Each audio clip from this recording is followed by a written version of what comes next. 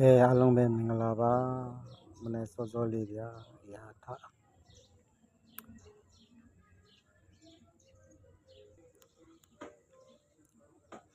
ရှင်တဲ့ဆင်းပြီးတော့အမွှင်းလေးတွေကြီးလိုက်ခူလိုက်စိတ်လိုက်တကယ်စိတ်ကြီးနှုတ်စရာပါ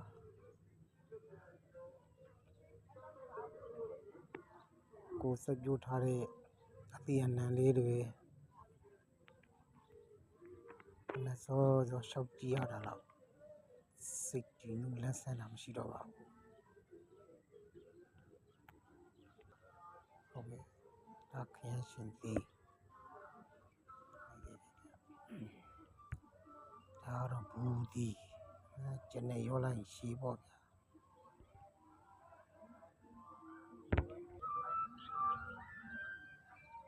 ဒါတော့ရေဟင်းကလေးလို့ခေါ်တယ်ဗျသူကစိတ်ဖက်ဝင်တယ်